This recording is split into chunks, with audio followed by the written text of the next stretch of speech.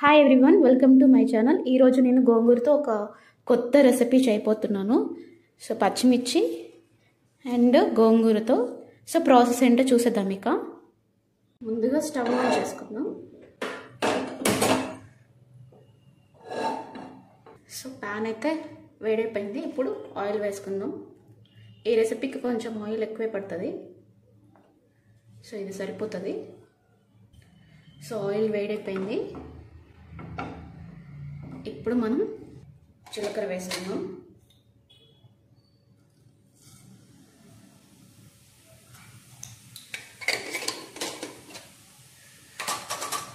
Next వచ్చేసి ఇది వెల్లుల్లి. సో పీల్ చేసేసి కొంచెం కచ్చాగా దంచుకోవాలి. అది వేసేసాం.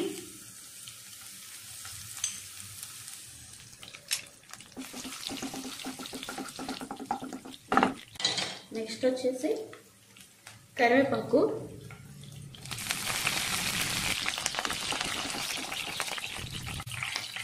ఇప్పుడు పచ్చిమిర్చి వేసుకుందాం. నీట్గా క్లీన్ చేసుకొని వాటర్ లేకుండా క్లీన్ చేసుకోవాలన్నమాట. సో ఇవి వేసేద్దాం. ఏమంటే మూత పెట్టేస్తాం.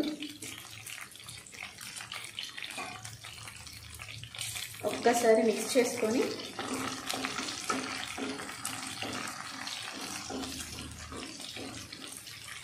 మూత పెట్టేసుకుందాం, లేదంటే పేలిపోతుంది అన్నమాట. సో మీద పడుతుంది. సో మూత పెట్టేసుకుందాం.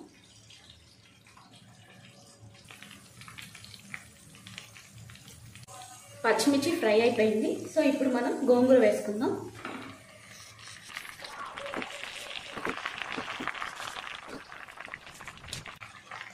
సో ఇప్పుడు మూత పెట్టేసుకుందాం. సో మగ్గిపోతుంది కదా, సో ఈజీగా మిక్స్ చేసుకోవచ్చు. సో మిక్స్ చేసేసుకుందాం. చూసారా, ఉడికిపోతే కొంచెం అయిపోయింది. ఇందాక ఎలా ఉంది. సో ఇలా మిక్స్ చేసుకుంటూ ఉంటారు. సో ఫాస్ట్గా ఉడికిపోతుంది ఆకుకూరలు ఎప్పుడైనా.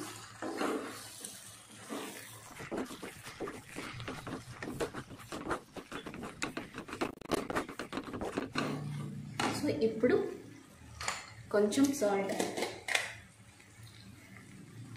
టేస్ట్కి ఎంత సరిపోతుంది అనుకుంటే అంత వేసేసుకోండి. నేనైతే 2 స్పూన్స్ వేస్తున్నాను.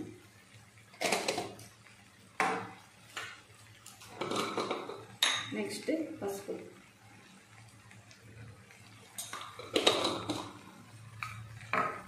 సో మిక్స్ చేసుకున్నాం.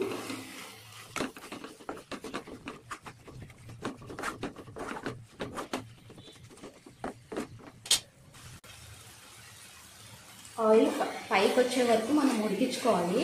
ఇంకా మూత పెట్టకూడదు, ఎందుకంటే ఈ రెసిపీ ఒక 1 వీక్ 15 డేస్ వరకు నిల్వ ఉంటుందన్నమాట. గోంగూర పచ్చడి ఇది. సో అంటే మనం గ్రైండ్ చేయకుండా ఇలా కూడా చేసుకోవచ్చు అనమాట. సో 15 డేస్ వరకు ఉంటుంది. మళ్ళీ మూత పెడితే ఏంటి అంటే వాటర్ పడుతుందని నేను పెట్టట్లేదు. సో పెట్టకూడదు కూడా. సో ఇలానే ఫ్రై చేసుకోవాలి. ఇక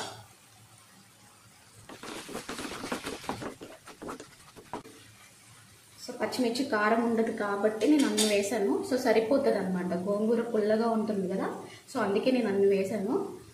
బ్యాలెన్స్ అవుతుంది, ఈవెన్గా అన్ని కరెక్ట్గా సరిపోతాయి అన్నమాట. సో పచ్చిమిర్చి ఏంటి అన్ని వేశారు అని అనుకోకండి. సో సరిపోతుంది.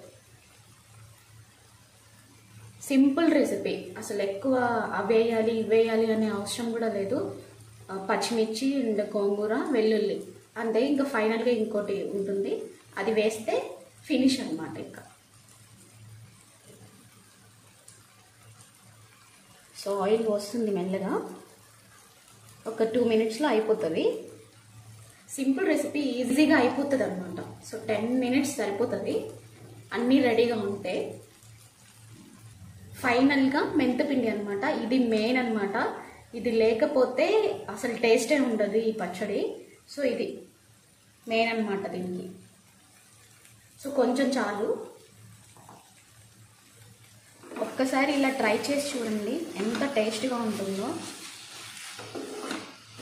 చాలా బాగుంటుంది. మళ్ళీ మళ్ళీ చేసి తినాలి అనిపించేలాగా ఉంటుంది అనమాట, అంత టేస్టీగా ఉంటుంది. సో గ్రైండ్ చేయాల్సిన అవసరం కూడా లేదు. సో కారం కారంగా కొంచెం పుల్ల పుల్లగా చాలా బాగుంటుంది.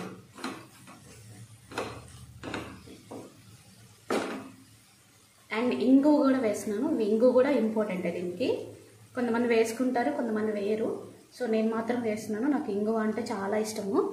సో నేను ఇది వేస్తున్నాను. చాయిస్ అనమాట, మీ ఇష్టం.